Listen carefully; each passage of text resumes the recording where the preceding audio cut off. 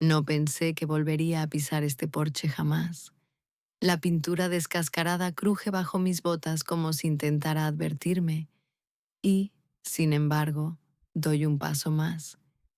El olor a madera húmeda, ese perfume amargo de la infancia, me golpea con la misma fuerza que en aquella tarde, hace poco más de 5 años, cuando huí sin mirar atrás. Me llamo Sarah Ward, y esta es la historia de por qué regresé al lugar que juré enterrar, junto con todo lo que quedaba de mi madre. Desde el camino polvoriento, la vieja casa familiar parece un animal herido que se resiste a morir. Sus ventanales rotos son ojos que alguna vez custodiaron risas, secretos y una promesa escrita con tinta azul en la última página del diario de mi madre. Prometo proteger a Sara. Esa frase se grabó en mí como un tatuaje invisible, tan permanente como el silencio que envolvió nuestro hogar cuando ella se marchó para siempre. Mi padre, Robert Ward, un hombre de palabras medidas y puños cerrados, vendió la propiedad tiempo después de su muerte. Lo hizo en secreto, mientras yo completaba un programa de voluntariado en el norte. Su firma, estampada sobre la escritura de compra-venta, borró mi nombre y el de mi madre de aquel lugar como si nunca hubiéramos existido. El mensaje que recibí de la agencia inmobiliaria, y no de él, fue una bofetada que aún escuece. Volví para ajustar cuentas, no por dinero, no por nostalgia. Volví porque las cenizas de aquel diario salpicaron mis sueños durante muchas noches, recordándome que la promesa de mamá había sido rota por quien debía honrarla. Empujo la puerta principal. El chirrido metálico se arrastra por el corredor, despertando fantasmas que aún guardan mi nombre. Y allí, al fondo del salón, encuentro a mi padre, sentado en su sillón favorito, como si el tiempo no hubiera pasado. Su cabello, ahora más gris que rubio, le da un aire vulnerable que no recuerdo.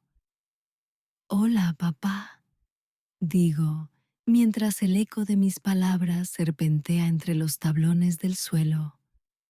Robert alza la mirada. Sus ojos, que solían ser dos estanques impasibles, se agitan, sorprendidos. No creí volver a verte, murmura. No hay abrazo, ni disculpa, ni lágrimas, solo un silencio espeso que se desliza por las paredes desconchadas. La cocina sigue oliendo a clavo y canela, igual que en aquella última Navidad juntos. Abro la segunda alacena a la derecha. Mamá la llamaba su templo de especias, y encuentro un frasco de cristal que conserva una capa delgada de polvo. Lo froto con un pulgar, como si removiera costras de un recuerdo herido. Me siento a la mesa y observo a mi padre mientras seca con torpeza un vaso agrietado. La luz anaranjada del atardecer enmarca su silueta, y por un instante creo ver a un desconocido, alguien a quien nunca pertenecí. Recibiste mi carta, digo, apoyando los codos sobre la madera. Él asiente. Las arrugas en su frente se pronuncian. Todo quedó atrás, Sara. Su voz vibra como la cuerda floja de un violín a punto de romperse. No hay nada que rescatar. Yo quisiera gritarle que no se trata de rescatar, sino de reivindicar, pero aprieto los labios y decido guardar el truco para más tarde. La noche se adentra sin pedir permiso. Subo los escalones que llevan al desván, esos que tantas veces rechinaron bajo mis calcetines pesados de niña. Empujo la trampilla con un hombro y una ráfaga de polvo antiguo me nubla la vista. El aire aquí arriba es denso, colmado de estornudos no pronunciados. A un costado descubro una caja de hojalata chamuscada. El fuego devoró casi todo su contenido, excepto una hoja manchada de hollín. La desdoblo con cuidado. Es la misma página que recuerdo, la última del diario de mamá. Aún puedo leer la frase, aunque la tinta se difumina en los bordes. Prometo proteger a Sara.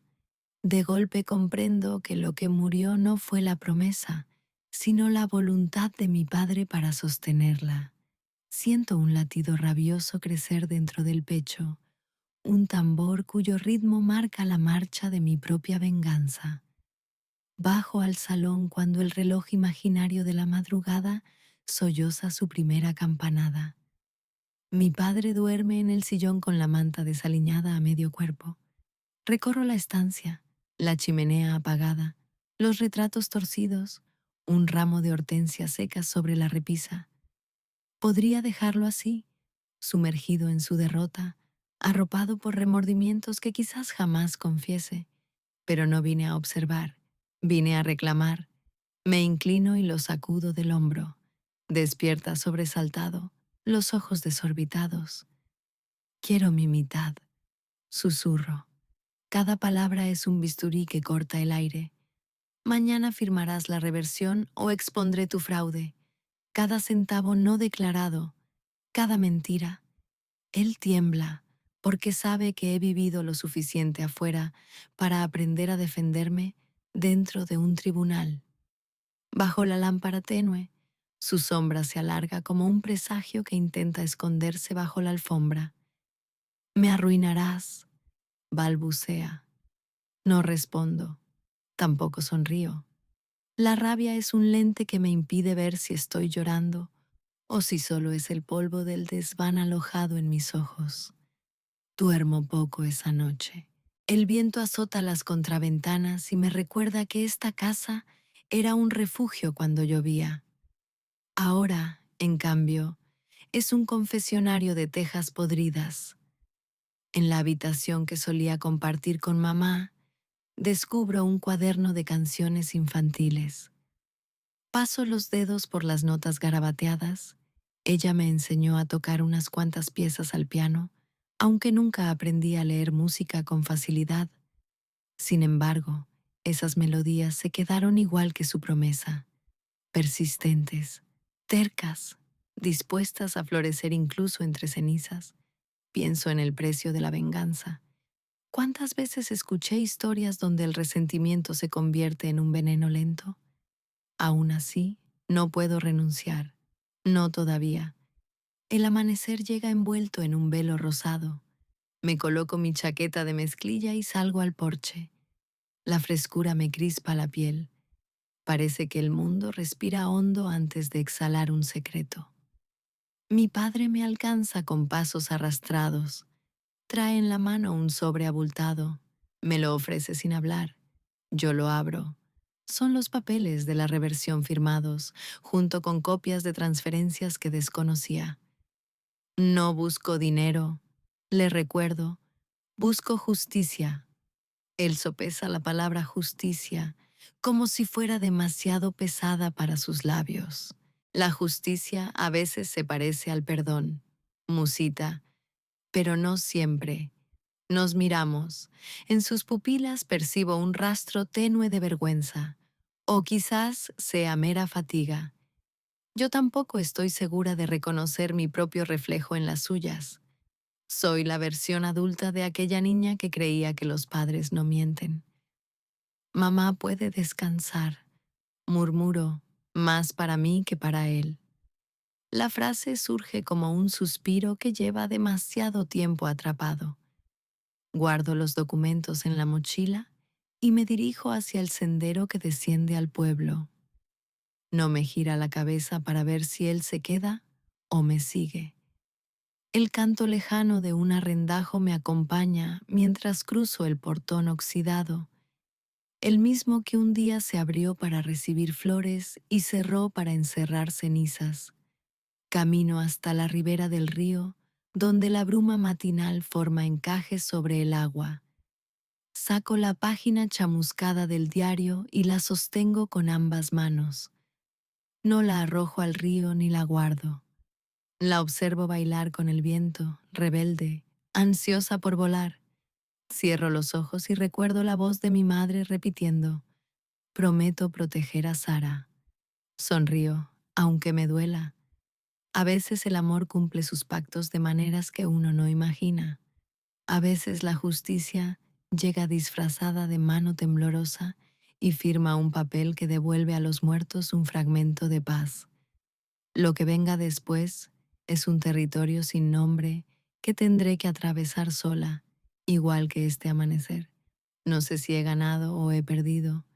La venganza era mi brújula, la justicia mi destino, y sin embargo aquí, al borde de un río que corre sin pedir permiso, descubro que el mapa se quedó sin líneas.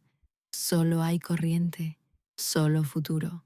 Abro los dedos y la hoja vuela. Se aleja como una mariposa ennegrecida, danzando sobre el agua hasta que la niebla la engulle. Cuando desaparece, siento un latido, primero débil y luego firme, en el centro exacto del pecho. No es odio, no es alegría, es algo nuevo que no sé nombrar todavía. Quizás se llame libertad. El río seguía murmurando a mis espaldas cuando eché a andar hacia el pueblo. El camino de grava estaba cubierto por un velo de bruma que ascendía desde el agua. Durante un instante, creí sentir que la tierra entera respiraba al compás de mi pecho.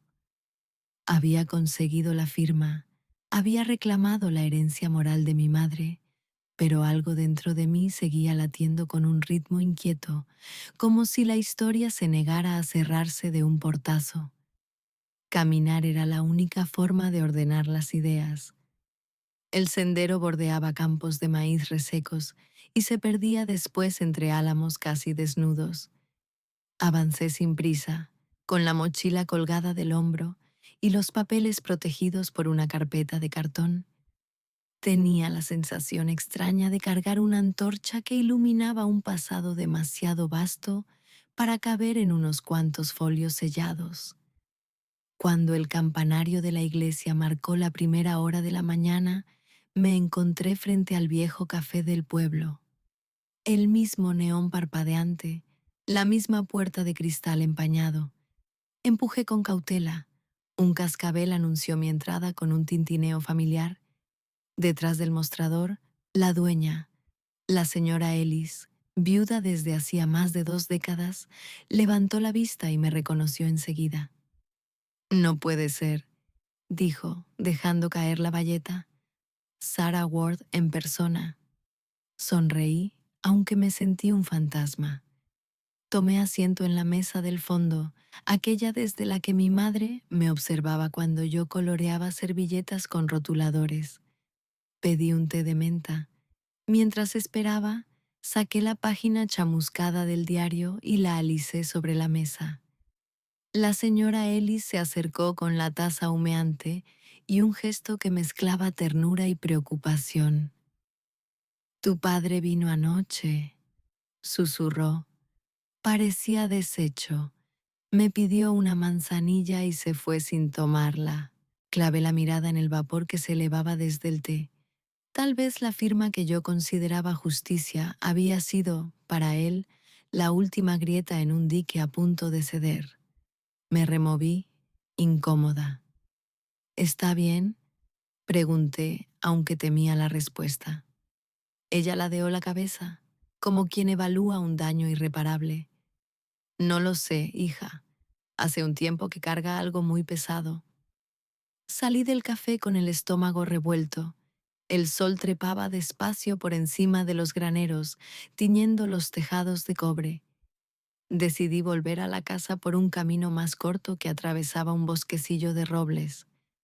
A mitad de trayecto, el ruido de un motor detrás de mí quebró la quietud. Era la camioneta azul de mi padre. Se detuvo a mi lado. La ventanilla bajó con un crujido. «Súbete», dijo Robert, con la voz apagada. «Necesitamos hablar». Dudé. La venganza que había guiado mis pasos comenzó a flaquear ante la simple visión de sus dedos crispados sobre el volante. Sin embargo, abrí la portezuela y me acomodé en el asiento del copiloto. El interior olía a cuero viejo y a polvo de grava. Condujimos en silencio. El motor ronroneaba un lamento metálico y el aire entre nosotros pesaba toneladas. Por fin, cerca del puente de hierro que lleva al cementerio, detuvo el vehículo. Apagó el contacto y dejó las manos sobre el volante, como si temiera que pudieran volar lejos de su cuerpo. No me odies más de lo necesario, susurró. No sé cuánto tiempo me queda. Lo miré, esperando que aclarara el sentido de aquella frase. No era una súplica directa, sino una confesión apenas descorrida. El mes pasado me diagnosticaron un carcinoma pulmonar avanzado, añadió sin rodeos. Los médicos hablan de unos cuantos meses, quizás menos. Sentí un golpe seco, como si la tierra hubiese saltado un latido. Cerré los ojos y aspiré despacio. El olor a combustible y a madera húmeda se mezcló con un recuerdo. La noche en que el médico informó a mi madre de su anemia severa. Yo tenía apenas 12 años y aprendí que el miedo también huele, que la muerte posee un aroma frío y ácido. ¿Por eso vendiste la casa? Pregunté con la voz ahogada. ¿Para costear un tratamiento? Él negó lentamente. La vendí antes del diagnóstico. Necesitaba finalizar deudas. Tu madre tragó saliva. Nunca quise que lo supieras, pero la enfermedad nos dejó con números rojos. Yo me endeudé con un prestamista para cubrir ciertos gastos. Cuando murió, el agujero era enorme. Vendí en secreto porque pensé que, si tú nada sabías, podrías empezar de cero sin ese lastre. La explicación golpeó mis certezas como una tormenta desnortada. Todo mi relato interno, padre traidor, promesa rota, casa sustraída, se tambaleaba sobre pies de barro. ¿Y el diario? Pregunté, aferrándome a un clavo ardiente. ¿Por qué quemaste el diario? Un estremecimiento le recorrió los hombros. Nunca lo quemé, murmuró. Hubo un cortocircuito en el desván. Por poco no perdimos el techo entero. Intenté salvar las cajas, pero apenas logré rescatar esa página que llevas contigo. La revelación me dejó clavada al asiento. El fuego había sido un accidente. El silencio, una medida de protección mal aplicada. La traición, quizá, un espejismo moldeado por mis heridas. Me llevé la mano a la frente. El metal del reloj se enfrió contra mi piel. Dame tiempo, sollozó. No pretendo eximirme de culpa. Solo quiero explicarte antes de que sea demasiado tarde. Asentí, porque negar ese último deseo me habría convertido en un reflejo de la dureza que tanto reproché. Las semanas siguientes se deslizaron como una pieza de piano, tocada con dedos vacilantes.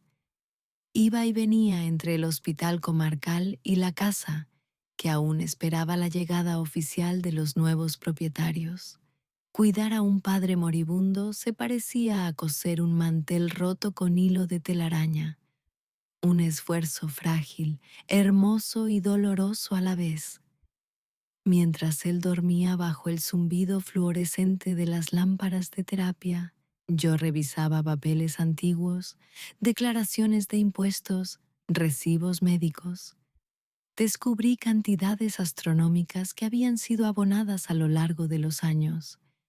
La enfermedad de mi madre había sido más larga y costosa de lo que yo recordaba. Mi padre no era un monstruo, sino un náufrago que había vaciado sus bolsillos para comprar tiempo.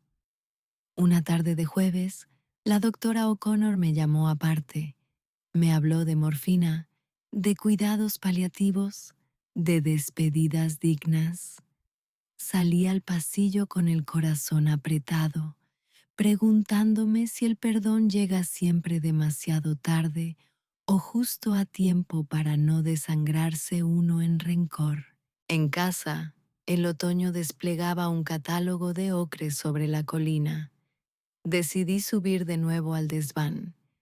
Entre los restos carbonizados hallé un rollo de película de Super 8.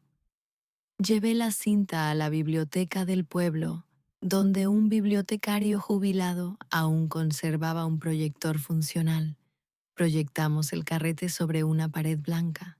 Apareció mi madre, joven y risueña, bailando en el porche con un vestido de lino. Mi padre la seguía con expresión enamorada. De pronto, la cámara giraba hacia mí, una niña de trenzas que corría detrás de una cometa roja. La cinta se detuvo justo antes de que la imagen se fundiera a negro. Lloré en silencio. El bibliotecario me palmeó el hombro sin decir palabra. Algo dentro de mí comenzó a ceder.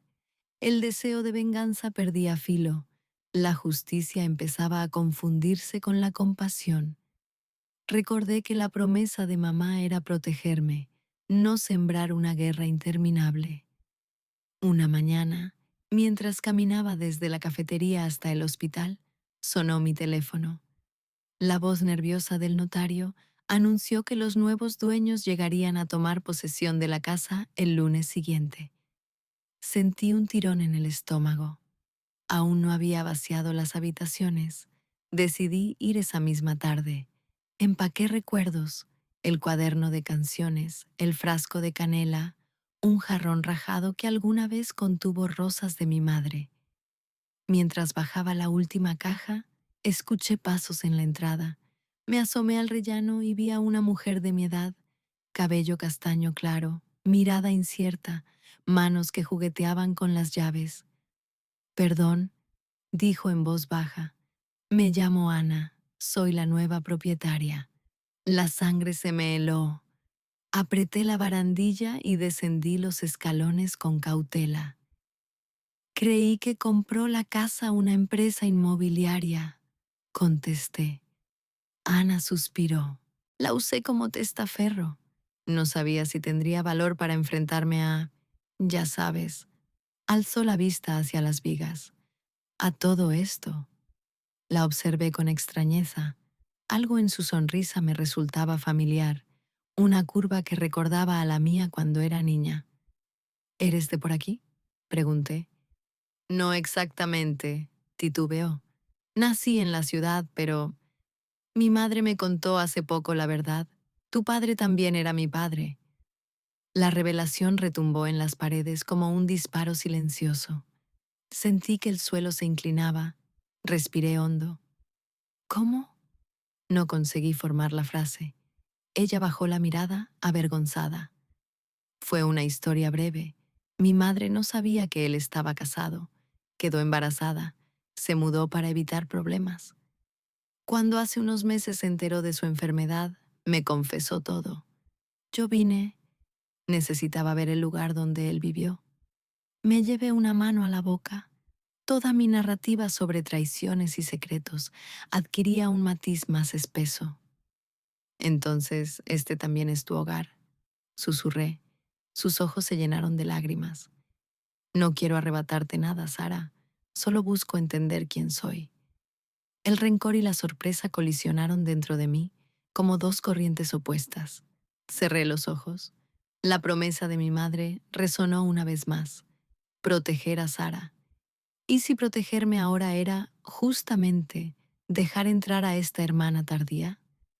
Los días siguientes fueron un torbellino de emociones que no encontraba nombre. Ana y yo vaciamos el resto de habitaciones. Entre cajas y telarañas, hablamos de nuestras vidas. Descubrimos que compartíamos la misma risa aguda cuando algo nos sorprendía, que las dos temíamos a las tormentas eléctricas, que sin saberlo habíamos elegido carreras afines. Yo, trabajadora social; ella, psicóloga infantil. Cuanto más conversábamos, más se desdibujaban los contornos de la enemistad anticipada. Al cuarto día recibí la llamada del hospital. Mi padre entraba en fase terminal. Ana me acompañó.